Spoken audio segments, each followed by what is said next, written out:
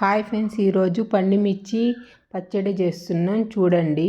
పండుమిరకాయలు market నుంచి కొనుక్కొచ్చుకొని వాటర్లో వేసి మంచిగా కడగండి. దాని మీద డస్ట్ పోయేటట్టు మంచిగా శుభ్రంగా కడుక్కోండి.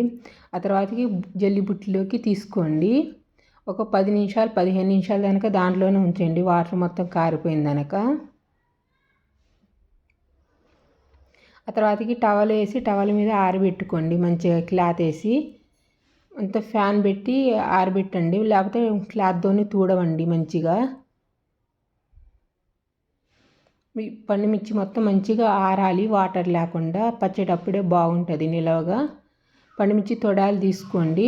ఆ తర్వాతకి ఎల్లిపాయలు గిల్లి పెట్టుకోండి. ఎల్లిపాయలు, చింతపండు తీసుకోండి.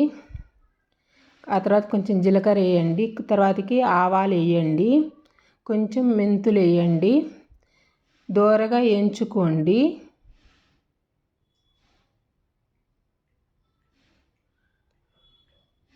మిక్సీలో పట్టుకోండి.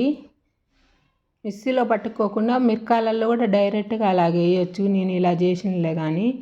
మిక్సీలో పండుమిర్చి, చింతపండు, ఎల్లిపాయలు వేయండి. వేస్తే కాలేదండి అట్ట కాకుండా రోట్లో దంచుకోండి వక్కలు చెక్కలుగా ఫస్ట్. ఆ తర్వాతకి మిక్సీ పట్టేయండి, అప్పుడు అయిద్ది. నేను ఇలా చేసినలే కానీ కాలేదు. కాకపోతే మళ్ళీ రోట్లో వేసి నేను దంచిన తర్వాత ఒక్కొక్కలు చెక్కలు దంచిన తర్వాత మిక్సీ పట్టేసిన పచ్చడిని.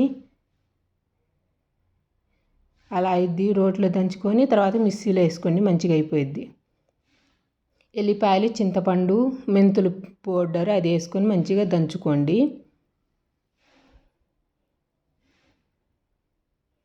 ఆ తర్వాతకి కళాయి పెట్టి కళాయిలో నూనె వేసుకోండి. తర్వాతకి ఎండుమిర్చి, ఎల్లిపాయలు తాలింపులోకి వేసుకోండి.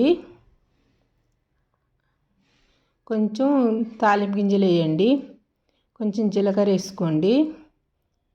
అవి కొంచెం వేగినాక కొంచెం పసుపు వేసుకోండి. ఆ తర్వాతకి కొంచెం కరివేపాకు వేసుకోండి.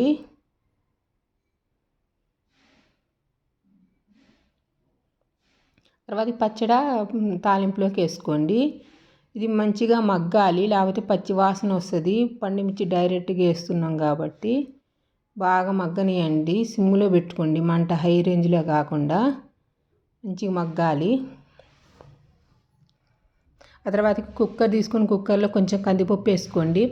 కందిపప్పుకి కడుక్కొని పెట్టుకొని కొంచెం వాటర్ పెట్టుకొని కొంచెం పసుపు, ఆయిల్ వేయండి పప్పు కోసం అని, మంచిగా ఉంటుంది.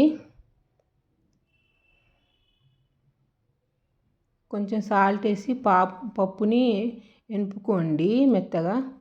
కొంచెం వాటర్ పోసుకోండి.